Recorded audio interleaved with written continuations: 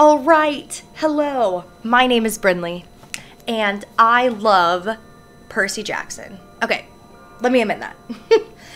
I love pretty much every book associated with Rick Riordan.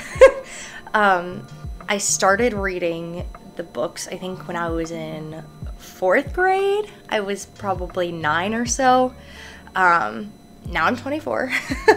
And I was severely disappointed when the alleged movie happened. And so I just wanted to make this video because The Lightning Thief, the Percy Jackson and the Olympians series was officially greenlit. So I thought what we could do is read through Uncle Rick's blog post, kind of see the update that he gave, and then give some thoughts on what I would like to see in the live action Percy Jackson. So instead of reacting to the video that they released, I think the blog is a bit more in depth, so we're definitely going to check that out right now. So the official logo for the show is actually right here at the top. It looks very great. I love the trident moment, the Y being a trident. And so Rick starts off the article with just a bit of a summary about, you know, how much work has gone into this and how much time. But now that it's greenlit, it means the show is happening, which is amazing. So then Rick goes on to talk about the scripts.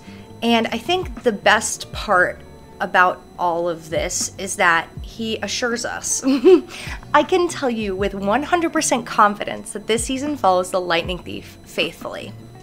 Amazing. That is literally the one thing I've wanted from this show the entire time, especially after the alleged movie. What movie? Okay. And I think something else that's very important is that every single one of the writers is a fan of the books. So that means they're going to want to stay true to the characters and stay true to the story, which is such a big relief.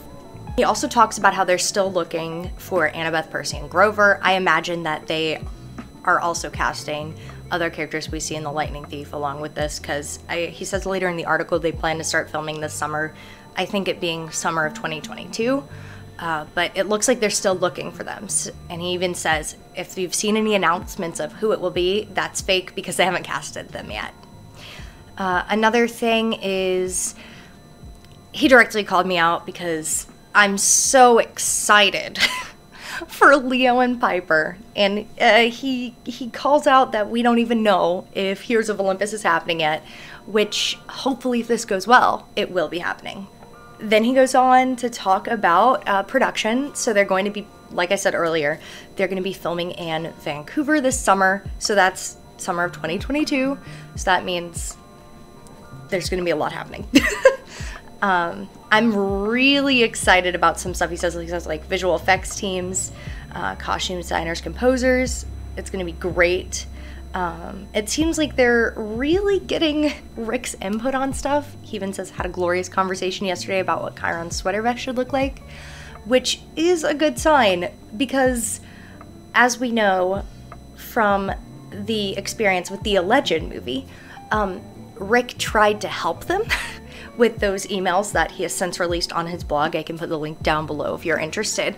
But it seems like they are really putting in Becky and his opinions, which is very reassuring, or at least for me. Yeah, so he obviously says they don't have total creative control, which makes sense because there's so much that goes into making a TV show. But part of this that makes me so happy is he says this, but you're going to see Percy Jackson. You will be immersed in his world. You will recognize the stories you know and love. Okay, so Rick also addresses the question, Percy Jackson anime, which would be very cool, but it seems like he is saying, not right now, because they're focusing on the live action, which makes total sense. And I think something that came through to me in this paragraph, he even says here, but this inaugural Percy Jackson adaptation is live action because that's the way I wanted it. I felt strongly that this is where we need to start. I felt like that was directly addressing the elephant in the room of the alleged movie, because this will kind of become like a supplement for the thing that allegedly exists. And I really think he wants to see the work come to life, which is amazing because I also want to see that. Gives an update on the Kane Chronicles.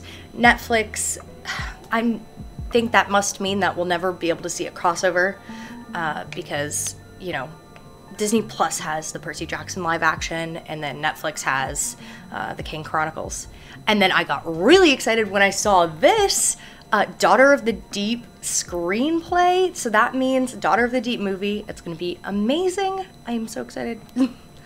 Okay, so as someone who has loved Percy Jackson since I was a kid, here's some things that I would like to see in the live action. And I hope they'll go with some of these. So I would love to see people cast who are newer to the acting scene. I think that could be really great. A lot of undiscovered talent is out there. And I would love to see a really diverse cast. And I would also love to see a neurodivergent cast. Because part of something that makes Percy Jackson and the Olympians, makes the Heroes of Olympus so special is that people like me can see themselves in it, right? That's what makes representation so great. And as a kid, as someone with an attention disorder and dyslexia and some other issues, seeing an actor who has dyslexia play a character who's like the smartest person in the world, like Annabeth, that would be amazing to see.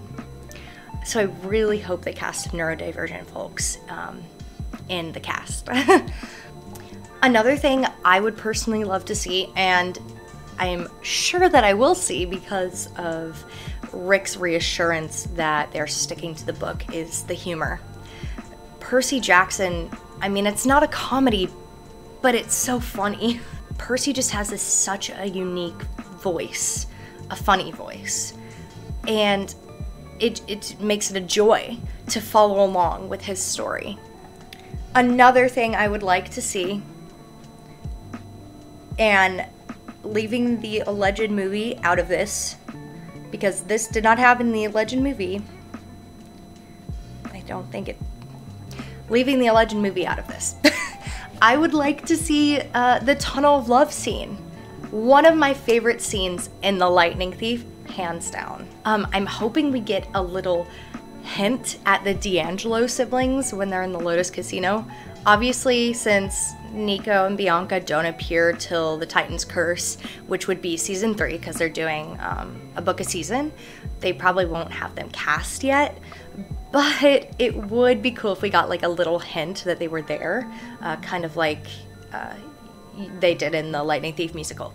Something else that I would like to see, now that this is a TV show, so we have a whole season for the Lightning Thief, is I'd like them to establish some of the minor characters a bit more, because there are some great characters in the Lightning Thief, and I'd love for people who might not have read the books, if you haven't read the books you should, to love the Stoll brothers as much as I do, right? I'm sure we all have that one character that in the alleged movies was not mentioned at all, that we were all really upset we didn't get to see. So it would be so cool if we could have some of those great characters show up in the TV show. Thanks again for watching. Just to reiterate, my name is Brynlee. I love Percy Jackson. I'm a writer. I like to play games. So if you like that kind of stuff, make sure to like, comment, and subscribe. Comment down below who your godly parent is. Mine is Apollo. I know I might have mentioned that already. And thanks again for watching.